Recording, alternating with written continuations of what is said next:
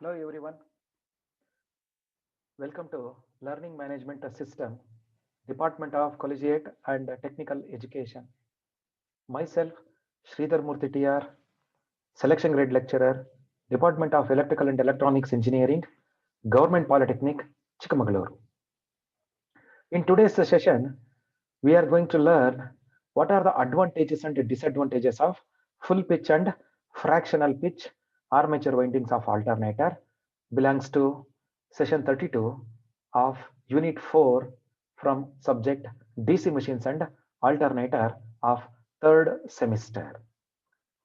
So before going into the session number 32, we will recall what we have learned in the previous session, that is session number 31.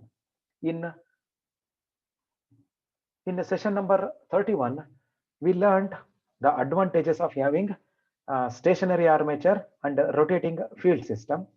The second one, the armature winding, types of armature winding, the full pitch winding and short pitch winding. So that means in the previous session, we have seen the advantages of having a stationary armature and a rotating field system. The major six advantages we have listed in the previous session. So because of those six main advantages, we are having a stationary armature and a rotating field system in case of an alternator. And then we have seen the armature winding. In armature winding, we have seen the definition. We have seen the types of alternator armature windings, and we have seen the full pitch winding and then the short pitch winding. So also we have learned the the coil span, which makes the difference between the full pitch winding and short pitch winding. So as a continuation part of this session, so in today's session, we are going to learn the advantages and the disadvantages of full pitch and fractional pitch windings. In that, first we are going to see the advantages of short pitched winding over full pitched winding. Next, disadvantages of short pitched winding, and then comparison of full pitch and short pitch windings. And then we are going to see some of the important definitions regarding the winding, because these definitions are going to play important role in deriving the EMF equation of a three-phase alternator. That what we are going to see in the next session. So let us start the first session, the advantages of short pitched winding over full pitched winding. See, the first advantage is that due to less span, there is a saving of copper. Because so in case of a short pitched winding, the coil span is reduced. Okay, the coil span is reduced.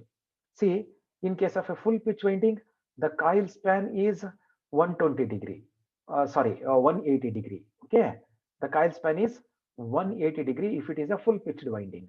Okay, but in case of a short pitched winding, the coil span is less than 180 degree. That means there is a saving of this much of copper. There is a saving of copper. So that is the first point. The second point is the second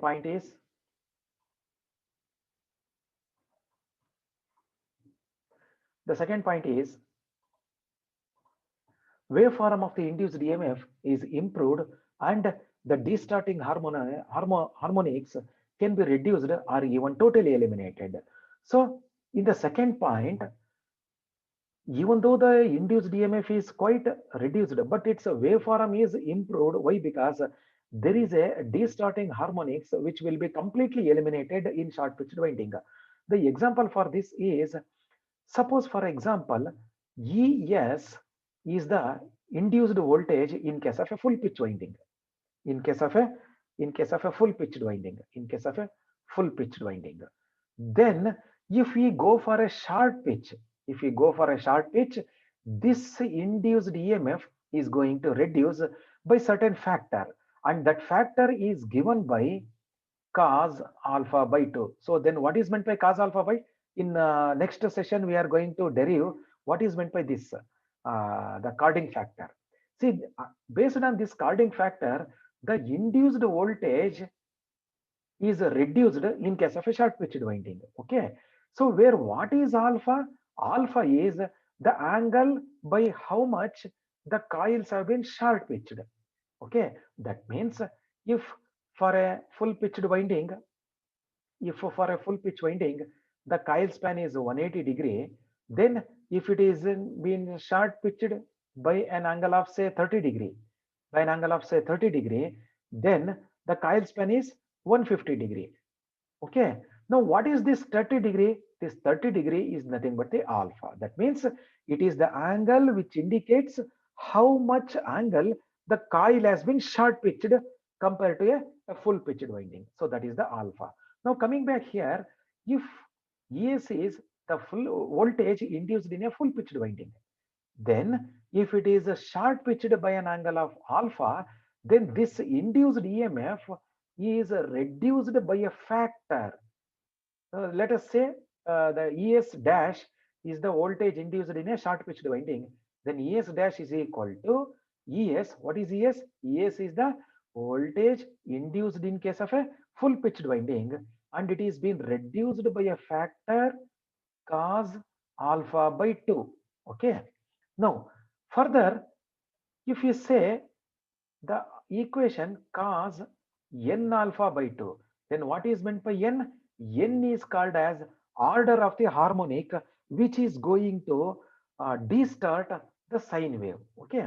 Suppose for example, suppose let us take the example, we want to remove an nth harmonic. Okay. Suppose cos n alpha by 2, here n is nothing but what? It is the nth harmonic. Nth harmonic. Okay. Suppose in an example, we want to reduce or eliminate the fifth harmonic. Then what is the carding factor? The carding factor will becomes cos n alpha by 2, where this n is nothing but what? Cos fifth alpha by 2. What is this fifth? I want to remove the fifth harmonic. Okay. So as I want to eliminate completely this fifth harmonic, this should be made equal to 0. That means cos phi alpha by 2 should be made equal to 0. That means fifth harmonic should become 0. Then what happens? What happens? 5 alpha by 2 is equal to cos inverse of 0, which is nothing but 90°. That means phi alpha by 2 is equal to 90°, or alpha is equal to 36°. Alpha is equal to 36°. Then what is meant by alpha is equal to 36°? That means it clearly tells us that if you want to eliminate the fifth harmonic, you have to reduce the full pitched winding by an angle of 36°. That means you have to have the coil span. Now the coil span should be equal to 180° minus 36°. 180° minus 30°. 180 minus 30 is 50 minus 6. So that means 144°. Okay. So now the coil span is equal to 144°. Suppose if I go with 144° of a coil span, then the fifth harmonic has been totally eliminated. But what you have to compromise? We have to compromise. There is a small reduction in the voltage, but the waveform is a little bit improved. Okay. However, this reduction of the angle is limited only to 60°. Remember, 60°. Alpha is limited to 60°. Why? Because beyond 60°, there is a large reduction of induced voltage. So hence, while short pitching, the angle, the carding angle should be limited to 60°. So within 60°, we can have the carding factor. So this is the example to show how the short pitched winding will remove higher order harmonics. Okay. Now, this is the second point. Now, the third point is due to the elimination of high frequency harmonics, both eddy current and hysteresis losses are reduced and thereby increasing the efficiency of the alternator. The, the third advantage is that one, see, as the higher frequency harmonics are removed, eddy current and hysteresis loss are reduced. Why? Because the eddy current loss and hysteresis loss, the hysteresis loss is proportional to the frequency and the eddy current loss is proportional to the square of the frequency. So as the higher order harmonics are more, hysteresis and eddy current losses are more. That is in case of a full pitched winding. But by having a short pitch winding, the higher order harmonics are going to reduce. Hence, what happens? The eddy current loss and hysteresis loss both are reduced, and as the loss is reduced, there is a increment in the efficiency of the alternator. And the last one, mechanical strength of the coil is increased because as the span is reduced, the coil is mechanically strong. So these are the some of the advantages of short pitched winding over the full pitched winding. So hence, because of this reason, almost all the commercial alternators are having the short pitched winding. So these are the advantages. Next, then there must be some disadvantages. What are those disadvantages? So some of the disadvantages of short pitched winding is very few. The first one is the major disadvantage of short pitch coil is the total voltage around the coil is somewhat reduced. Why it is reduced? Because if, as I told you, if ES is the voltage induced in a full pitched winding, then the voltage reduced because of the short pitched winding is given by the formula ES into cos alpha by 2.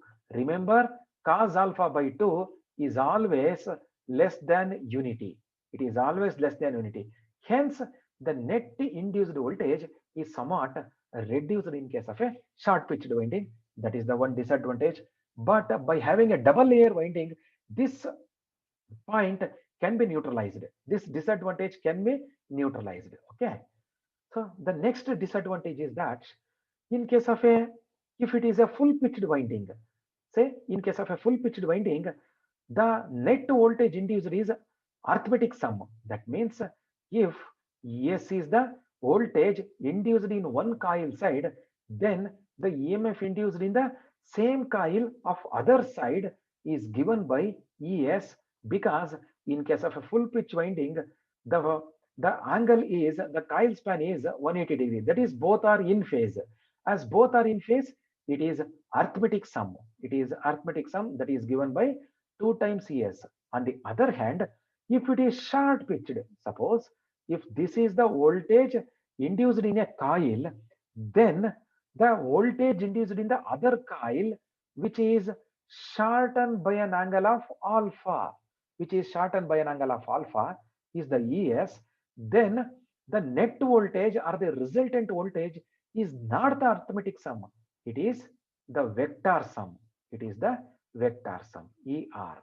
So therefore, what happens? ER, resultant voltage, ER is equal to what?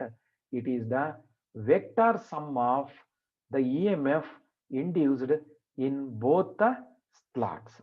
So that means the EMF induced both the slots are out of phase.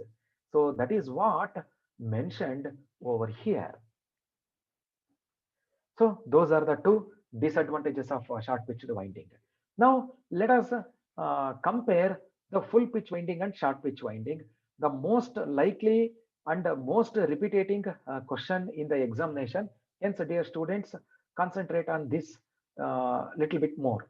The comparison of full pitch and short pitched winding. Let us consider a table. So in this table, we are comparing the full pitch winding and short pitch winding. See, first one, in case of a full pitch winding, the coil span is always 180 degree. Okay, so that what we have learned in understanding what is meant by full pitch winding and short pitch winding. If the coil span is equal to 180 degree, it is full pitched winding. If the coil span is less than 180 degree, then it is a short pitched winding. So that is the first point. Second point, copper requirement is more. Because span is more, it requires more copper. And in case of a short pitched winding, because the span is less, so hence there is a saving of copper or reduction in quantity of the copper required. Hence the cost of the winding will be less. And the third one, waveform, most important. I have given how the higher order harmonics have been eliminated by an example. See, waveform of the induced EMF has harmonics if it is a full pitched winding. If it is a full pitched winding, we have a harmonics, higher order harmonics. Whereas in case of a short pitched winding, these higher order harmonics are totally eliminated. Next, fourth point, because the span is less, obviously the mechanically the coil is strong. But in case of a full pitch winding, the coil span is more, hence mechanically weak. The strength of the coil is less. Whereas in case of a short pitch winding, mechanically the coils are very strong. Next, the continuation of the comparison. In case of a full pitch winding, the total voltage around the coil is more voltage is induced. Okay. Whereas in case of a short pitched winding, the total voltage around the coil is reduced. It is reduced by a factor of cos alpha by 2. Okay. Then the sixth one is the induced EMF in each coil side is in phase. As I told you, in case of a full pitch winding, the EMF induced in the two coil sides are arithmetic sum. Okay, are they arithmetic sum? Whereas in case of a short pitched winding, the resultant voltage is the vector sum. Okay, so hence the resultant voltage is somewhat that means the voltage induced in both the slots or in the both the coil sides are out of phase. They are not in phase. Okay. Let us see some of the important definitions which are very important while deriving the EMF equation of a DC generator. Okay, so some of the definitions are the pole pitch. What is meant by a pole pitch? It is defined as the number of slots per pole. Okay, the number of slots per pole is called as the pole pitch. Okay, the pole pitch is denoted by the letter N. Don't get confused with the pole pitch of DC generator. Here, the pole pitch is mentioned as letter N. Whereas in case of a DC generator, the pole pitch is mentioned as YP. Okay. So hence, don't get confused with the pole pitch of alternator and okay, the definitions are same. Okay. But here, the denotion used is the letter N. Okay. That means N is given by number of slots divided by number of slots. For example, if there are 36 slots and a 4-pole machine, then the pole pitch is 9. If it is a 36 slots, 4-pole machine, 4 9s are 36. 9 is the pole pitch. Okay, 9 is the pole pitch. Suppose that means what happens? If it is a full pitch winding, then if the one coil side is placed in slot number 1, then allowing the 9 slots, in the 10th slot, the same coil other side is placed in the 10th slots. So that is what the meaning. Hence, while doing the winding, the pole pitch will place a very important role because it is going to decide whether the winding is full pitched or short pitched. Next one, what is meant by slot angle, which is denoted by the letter beta. Okay, which is denoted by letter beta. That means it is the angular displacement between the slots and it is denoted by beta. What is meant by angular displacement? That means if the stator is in circular portion, let us having a circular portion. If this is slot number 1 and this is slot number 2, then the angular displacement between these two slots is called as slot angle, beta. Okay, so it is given by the formula. Once again, it is given by the formula 180 degree divided by number of slots per pole. That means if it is a 36 slots 4-pole machine, if it is a 36 slots 4-pole machine, so then what is the slots angle? 180 degree divided by 36. Number of slots is 36 divided by 4-pole, which is nothing but 20 degree, which is nothing but 20 degree. Okay, 20 degree. So what is, if I say beta is equal to 20 degree, what it means? It means the angular displacement between the two slots is 20 degree.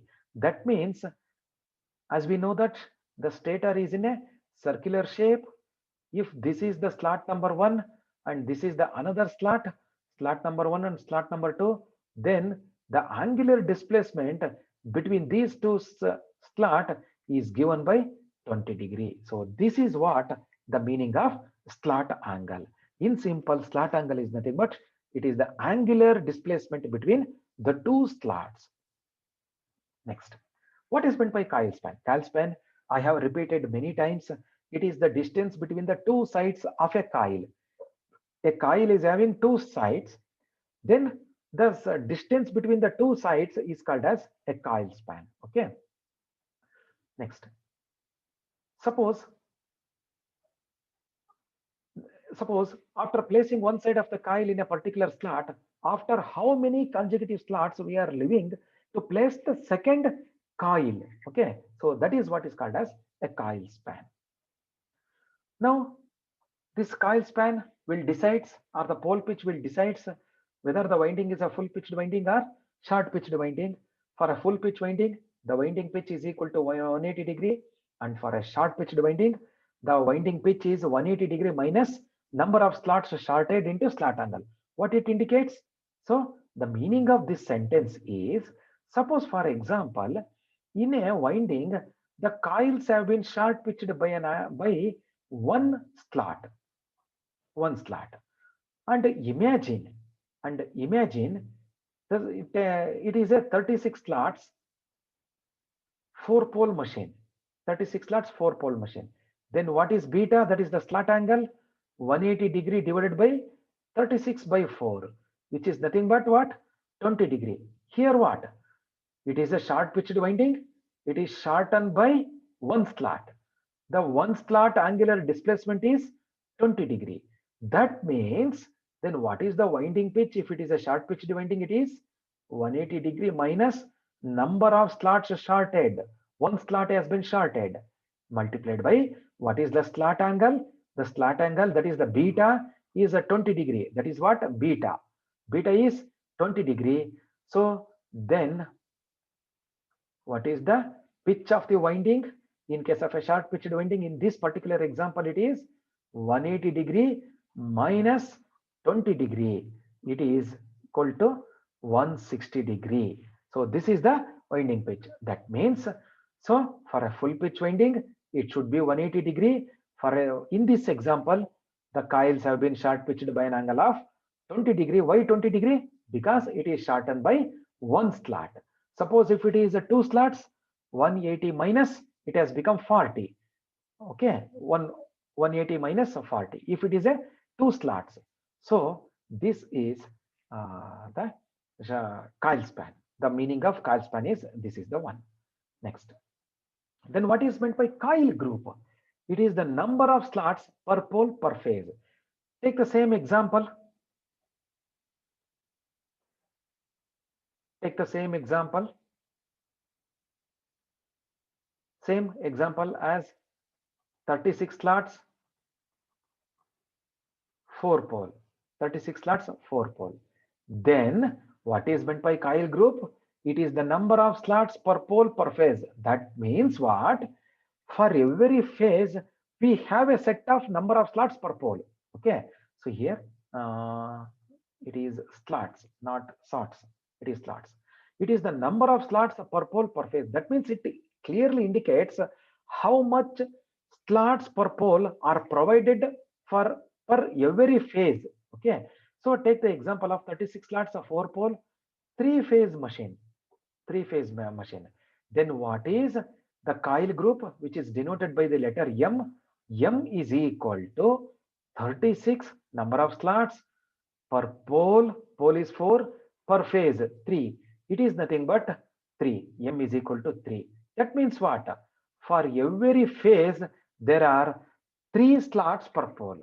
Okay, for every pole, for every phase, we have a 3 slots per pole. So that is the meaning of this coil group. Okay, so that is the meaning of this coil group. Let us see the formula, that is M is equal to number of slots per pole per phase. Next, phase spread angle. Then what is the meaning of phase spread angle? Is nothing but, see, we have just now we have seen the slot angle. The slot angle is given by beta, slot angle. Okay, the slot angle. Then if we have the number of slots per pole per phase, that is M. M is equal to 3. When I say M is equal to 3, and the slot angle beta is comes around 20 degrees. Say for example, with the same example, 36 slots, 4 pole. Then what is beta? Beta is always 20 degree. Okay, 20 degree, because beta is equal to 180 degree divided by n, so which comes 20 degree. Okay, so for this, suppose if you multiply the M, which is nothing but a coil group, into the slot angle, we will get a phase spread angle. Then what it indicates is to how much angle a particular phase has been spreaded. That is the meaning of phase spread angle. Suppose for example, when I say the number of slots per pole per phase is equal to 3, isn't it? So then I can write like this. If this is the slot number 1, this is the slot number 2, and this is the slot number 3. Slot number 1, slot number 2, slot number 3 of a particular phase. So this is for a particular phase. Okay, say R phase. So number of slots per pole per phase is 3. Then what is the phase spread angle? The particular R phase has been spreaded from this point to this point, and it is nothing but what? It is nothing but this is the one, which is always in this particular example is 60 degree. That is M into beta. This is the concept or the logic of phase spread angle. These phase spread angle and coil groups and the number of slots per pole n or place and beta will plays a very important role in deriving the EMF equation of a three-phase alternator. So these are the some of the definitions pertaining to the winding of a alternator. So then the equation for phase spread angle, it is the product of coil group and slot angle. So that is phase spread angle is equal to M into beta. Okay. Next. So that's all in for the today's session. So let me to recall what we have discussed till now. See, in this session, we have discussed the advantages and disadvantages of short pitched winding compared to the full pitched winding. We have seen many disadvantages, many advantages over a full pitched winding. That is, see, there is a saving of copper, there is a elimination of higher order harmonics, we get a pure sine wave, and not only that, we can get the coil will be mechanically stronger. So these are the some of the advantages, but the only disadvantage is the quantity of the voltage induced in case of a short pitched winding is somewhat reduced, and the EMF induced in two sides of a coil is little bit out of phase. So only these two advantages, but we have a number of innumerous number of advantages. After that, we have seen the some of the definitions pertaining to the alternator windings. So that's all for today's session. So based on these today's session, let us have the expected multiple choice questions.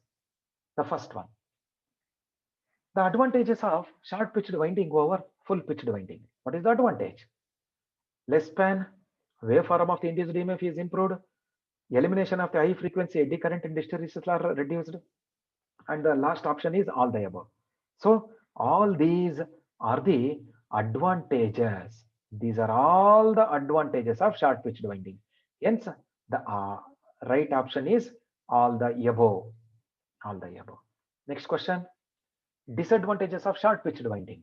What is the disadvantage? Induced voltage is slightly less. Copper is saved. Mechanical stress is more. None of the above. So, because only the one disadvantages of the short pitched winding is induced voltage is slightly less. That is the one disadvantage. Next, usually the armature winding is mounted on, very simple, it is mounted on the stator. Okay, it is mounted on the stator. Next, fourth one, in an alternator, short pitch coils are used to what? To reduce the stray losses, to reduce the size of the machine, to provide accurate phase difference of 120 degree, to reduce the harmonics in generated voltage. To reduce the harmonics in generated voltage is the right answer. In which coil the harmonics are more? If it is the harmonics are more in case of where? Full pitched, short pitched, same in all coils, distributed coil. It is in case of full pitched winding, the harmonics are more.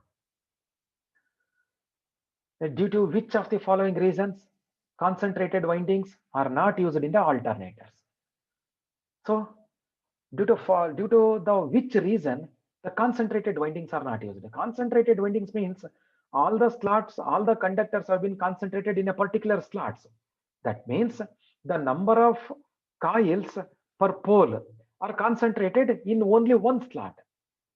Is it possible? Never. Then what is the reason why we are not using? Are not used? The concentrated winding, the reason for why the concentrated windings are not used. The options are concentrated winding increases voltage harmonics, concentrated winding decreases induced EMF per phase, concentrated winding decreases the capacity of the machine, and the last one, concentrated winding requires deep slots for accommodation, which leads to increased armature leakage conductor. Okay, suppose imagine if there are 36 slots and a 4-pole machine, 36 slots, 4-pole machine. That means the number of slots per pole is 9. Okay, number of slots per pole is 9. Suppose if we place all the conductors belong to that particular pole in only one slot, then what happens? The size of the slot will be more. Okay, the size of the slot should be more means what? It has a deeper depth. Okay, so it has a deep slots. Why we require deep slots? Because to provide more number of slots in that particular slot only, more number of conductors or the coils in that particular slot in order to get concentrated winding. Now, what is the disadvantages of having a deep slot? If the slot is become deep, the leakage reactance of the conductor or the slot will be very large. As the leakage reactance is more, there is a huge drop of induced voltage. Hence, the concentrated windings are not used. The answer is D. So that's all for today's session, and this is the reference material for this today's session, and this is my LMS state team for the subject DC machines and alternators. So dear students, thank you one and all. That's all for today's session. So hope you are all enjoying the learning management system provided by Department of Collegiate and Technical Education. Have a happy learning. Thank you one and all.